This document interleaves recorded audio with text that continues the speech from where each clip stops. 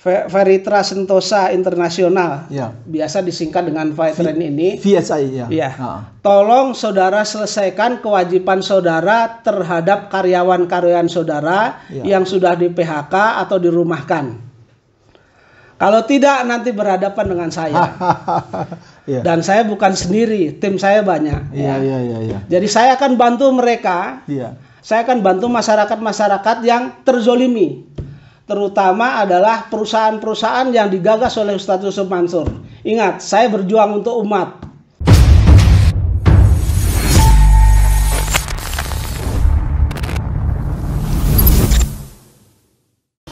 Bismillahirrahmanirrahim. Assalamualaikum warahmatullahi wabarakatuh. Kembali lagi bersama Khalid Al-Walid. Sahabatku, saudaraku, subscriber Cahaya Islam. Dalam video kali ini kita akan kembali bersama-sama menyimak ya. Di sini Pak Darso Arif mewawancarai Pak Zaini Mustafa. Dalam hal ini beliau mewakili orang-orang atau mantan karyawan Fightren dari Yusuf Mansur yang kini juga ikut menggugat Yusuf Mansur ya. Tanpa panjang lebar lagi, kita langsung saja simak video berikut ini. Assalamualaikum warahmatullahi wabarakatuh. Kembali lagi dengan saya Darso Arif Bakuama di Toiba Channel. Hari ini hari Ahad tanggal 30 Januari 2022. Di ujung Januari ini saya berada di Kota Bandung lagi. Hari ini saya bersama dengan cowok-cowok ganteng nih. Jadi kalau selama ini kita mendengar bahwa ada keluhan dari mantan karyawan Fightrennya Yusuf Mansur atau Jam'an Nur Khotim Mansur, maka hari ini saya bertemu dengan mereka dan sebuah kenyataan akan saya hadirkan di sini. Oke, kita mulai saja berkenalan dengan teman-teman cowok-cowok ganteng ini. Ini adalah Kiki. Kemudian di samping Kiki adalah Ruslan. Kemudian Pak Zaini, ada Rizky dan Pak Sudaryanto. Pak Sudaryanto dan Pak Zaini adalah lawyer yang hari ini hadir di Bandung untuk membantu masalah-masalah yang dihadapi oleh mantan karyawan Fightren, sebuah perusahaan yang dimiliki oleh Jam'an Nur Khotim Mansur. Kita mulai dari Kiki. Kiki bekerja di Fightren dari kapan sampai kapan, Kiki? Dari Juni 2018, Pak. Sampai? Terakhir April 2021. Di Fightren sebagai? Terakhir saya di gudang, warehouse. Oh, di gudang. Di gudang ya? Iya. Kantornya itu di Soekarno-Hatta? Di kantor? Ya. Ruko. Oh, di Ruko ya? Apartemen The Suite. Kantor pusatnya Fightren itu ya. Di samping Kiki ada Ruslan. Ya, Ruslan ini bekerja di Fightren dari kapan? Saya dari Mei 2018. Mei 2018 sampai Mei 2021. Di Fightren sebagai apa? Saya di staff HC. HC apa itu? HC itu HRD-nya. Oh, HRD-nya. Staffnya, gitu. tapi staff. Staffnya. Kemudian di samping Pak Zaini ini ada Rizky. Saya mau tanya Rizky di Fightren dari kapan sampai kapan? Saya di Fightren dari 17 Desember 2018 sampai 18 Januari 2021, Pak. Oh gitu? Ya. Di Fightren sebagai apa tuh? Saya awalnya ditempatin di Departemen Belanjaku, Pak. Oh, cuman gitu. pas akhir tahun 2019, ya. Saya dimutasi ke IT-nya Fightren kayak gitu. Gitu ya? Ya. Dan teman-teman ini tinggalnya di Bandung semua ya? Di Bandung semua. Nah, saudara-saudara, nanti Pak Zaini sebagai lawyer dari teman-teman ini akan menjelaskan apa sih masalah yang sedang dihadapi oleh mantan karyawan Fightren ini dan apa yang sedang diperjuangkan oleh mereka. Pak Zaini sudah beberapa kali tampil di channel ini dan ini menjadi lawyer saya. Kalau kemarin saya menggugat atas nama diri saya sendiri, sekarang karena ledakan dari perkara saya, akhirnya teman-teman menghubungi saya. Jadi sekarang mantan karyawan Fightren ini menghubungi Pak Zaini untuk membantu masalah mereka ya. Betul. Pak Zaini, masalah yang dihadapi oleh mantan karyawan Fightren ini apa, Pak Zaini, sehingga Pak Zaini bisa hadir di sini, Pak? Sesuai dengan dokumen yang ada, kemudian saya interview mereka satu persatu. Ya. Mereka adalah mantan karyawan Fightren yang di PHK. Oh, yang di PHK. Ya, yang sampai dengan saat ini hak-haknya tidak dipenuhi. Hak apa tuh Pak? Hak-hak termasuk gajinya kurang, kemudian pesangon tidak dipenuhi, kemudian THR juga tidak dipenuhi. Ya. Jadi masalah-masalah hak-haknya ini yang teman-teman ini minta diperjuangkan. Untuk diambil dari pihak perusahaan. Untuk ditagih. Oke. Pak, bisa diperinci nggak masalah yang dihadapi oleh mereka ini apa saja coba kira-kira Pak ya? Berkaitan dengan kekurangan pembayaran saja Pak. Ya. Kalau PHK kan tentu ada mekanismenya, ada pesangonnya. Kemudian gaji tentu harus dipenuhi sesuai dengan hak-haknya, kan begitu. THR juga harus diberikan. Nah, teman-teman ini tidak, Pak. Begitu. Pak Jenny, step-step penyelesaian masalah ini gimana Pak Jenny? Setelah penyelesaian masalah ini, mereka sudah tanda tangan kuasa ya? Sudah tanda tangan kuasa. Ya, artinya teman-teman sudah tanda tangan kuasa ya, Pak? Sudah tanda. Artinya proses advokasi sudah dimulai, Pak? Sudah mulai. Pak Jenny sementara berapa orang yang memberikan kuasa kepada Pak Jenny? Ini ada 10. 10 orang. 10 orang, ya. Iya. Ada 10 karyawan Paytren yang sudah memberikan kuasa kepada saya. Iya. Tentu nanti saya akan mengundang. Ya. PT Paytren. Prosesnya. Untuk Bipatrit. Bipatrit itu apa, Pak? Artinya ada pendekatan terlebih dahulu, mediasi di antara perusahaan dengan kuasa hukum. Dengan kuasa hukum itu akan kami lakukan, itu akan kami undang mereka perusahaan. Itu nanti suratnya secepat mungkin akan saya kirim. Gitu ya. Pak Jenny, saya mau tanya Pak Jenny, kan direktur utamanya kan Pak Hari itu kan sudah meninggal Pak. Sementara Yusuf Mansur itu kan masih sebagai komisaris. Yang Pak Jenny undang siapa Pak? Perusahaannya. Entah siapa yang mewakili mereka ya. Siapa yang mewakili mereka terserah. Pak, kalau Bipatrit gagal gimana Pak? Kalau Bipatrit gagal nanti kita ajukan ke dinas Pak. Dinas apa tuh Pak? Kantor Suku Dinas Tenaga Kerja dan Transmigrasi Kota Bandung Pak. Minta tripatrit Pak. Nah, setelah tripatrit tidak, nanti kami minta anjuran Pak. Untuk minta anjuran dari Kantor Suku Dinas Tenaga Kerja dan Transmigrasi Kota Bandung untuk berperkara di Pengadilan Hubungan Industrial Kota Bandung. Berperkara ya? Berperkara Pak. Tetap di pengadilan ya Pak ya? Tetap ke pengadilan. Ini ranah perdata ya Pak? Perdata ya? Gitu. Gugatan ya Pak ya? Jadi Pak, saya mau tanya, untuk sementara ini yang dituntut adalah perusahaan membayar hak-hak mereka semua ya? Betul. Yang dituntut dari teman-teman ini bahwa perusahaan harus membayar penuh hak-hak mereka.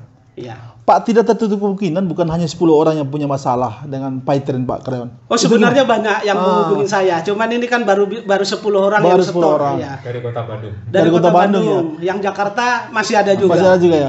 Artinya kalau ada 100 orang, berarti 100 orang tanda tangan kuasa semua ya Pak? Iya. Harus tanda tangan ya? Iya, harus tanda tangan. Iya.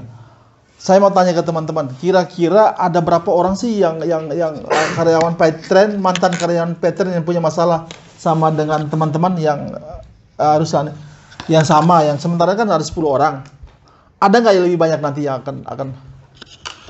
Kalau secara hitungan pastinya sih saya nggak tahu. Saya nggak tahu secara hitungan pastinya sih. Pasti lebih dari 10 orang. Lebih dari 10 orang ya.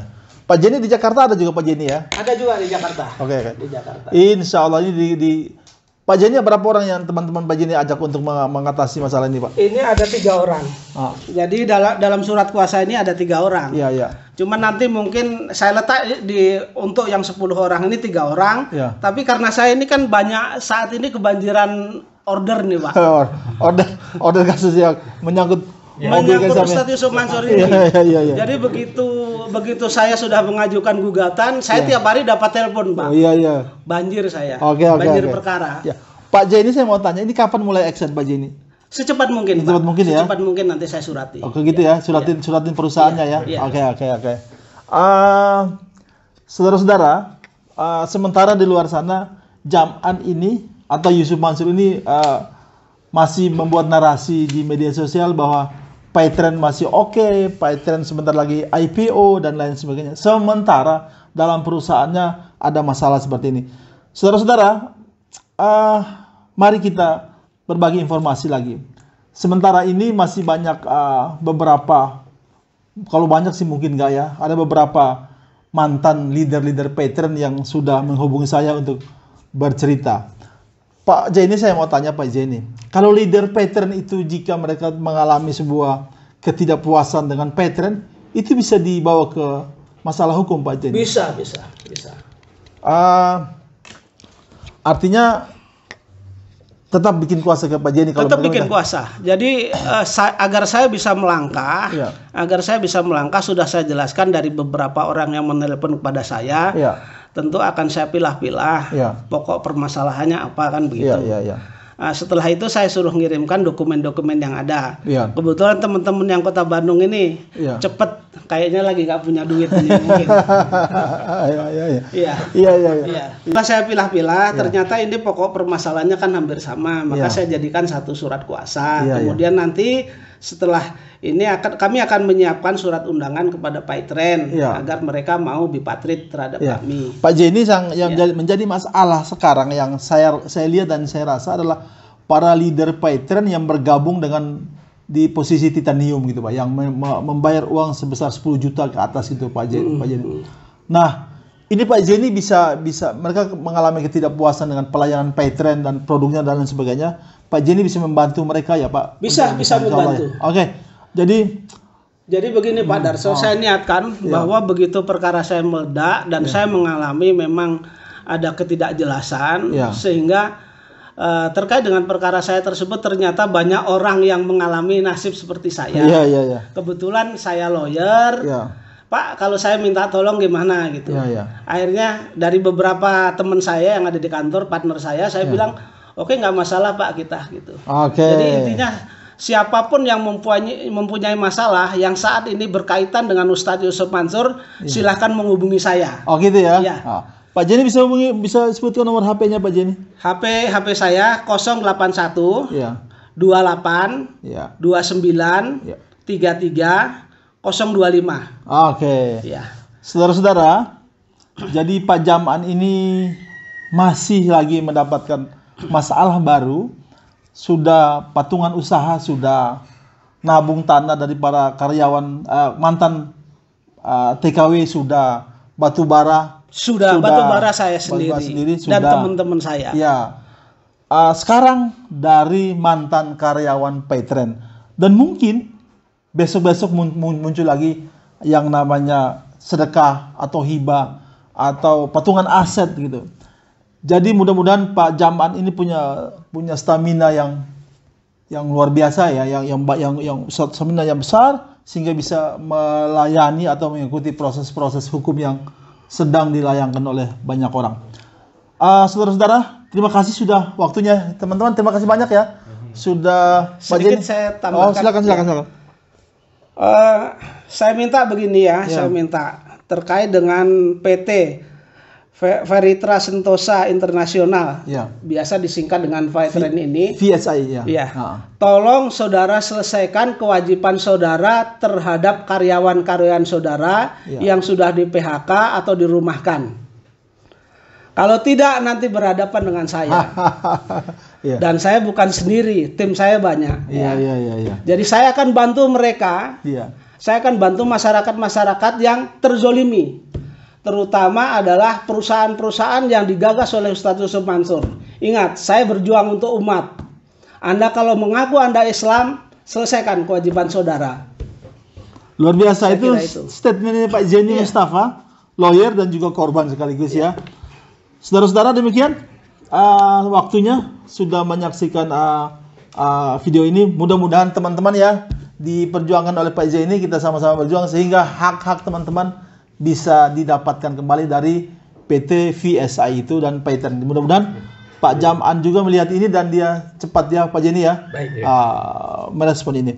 Terima kasih yang belum subscribe, saya mohon di subscribe agar video ini punya keterlanjutan. Dan jika merasa bahwa wawancara kita hari ini, statement teman-teman dan Pak Zaidi merasa ada manfaatnya, silahkan saya halalkan untuk di-share sebanyak mungkin. Dan jika punya ide, punya saran, baik pada saya, Pak Zaini dan juga teman-teman dari mantan karyawan Paitren, silakan ditulis di kolom komentar yang disiapkan. Saya Darso Arif Bakuama, bisa dihubungi di 0812 899 15330. Terima kasih waktunya. Dari Kota Bandung, saya mengucapkan billahi taufiq wal hidayah. Wassalamualaikum warahmatullahi wabarakatuh. Ya. Itulah wawancara Pak Darso Arif dengan Pak Zaini Mustafa ya, yang mewakili. Di sini ada 3 orang ya korban yang muncul, namun mereka mengatakan bahwa ada 10 orang yang sudah memberikan surat kuasanya kepada Pak Zaini Mustafa untuk memperkarakan kasus mengenai PayTrend. Tapi mereka di sini dari sisi karyawannya ya, sebagai karyawan yang hak-haknya belum dipenuhi oleh pihak PayTrend ya. Dan jika pihak PayTrend ataupun Yusuf Mansur mendengar video ini ya, lihatlah atau dengarlah apa yang dikatakan oleh Pak Zaini Mustafa tadi, bahwa segera penuhi hak-hak dari mantan karyawan PayTrend tersebut. Di sini saya sudah tidak habis pikir ya, ada begitu banyak masalah yang muncul dari berbagai kalangan, mulai dari member, mulai dari investor, mulai dari sampai kepada karyawan. Semua bermasalah gitu. Lalu yang kita mau andalkan di mananya di sini gitu loh. Jika semua dari sisi manapun kemudian bermasalah gitu. Bermasalah. Saya sudah sering bilang kepada teman-teman bahwa jika ada satu kecacatan itu saya lebih percaya seperti misalkan teori gunung es gitu. Yang muncul segitu, bisa jadi ada satu hal yang lebih besar yang belum kelihatan gitu. Dan alhamdulillah perkataan saya beberapa bulan lalu, hari ini itu terbukti gitu. Terus bermunculan kasus-kasus baru. Dan ini sebenarnya ya, saya pun sudah dihubungi juga beberapa waktu lalu, hanya karena waktu itu orangnya tidak bisa diwawancarai. Beliau tidak bersedia diwawancarai. Dia bilang itu ada sekitar berapa puluh orang gitu yang kemudian hak-haknya sebagai karyawan PayTrend itu belum dipenuhi gitu.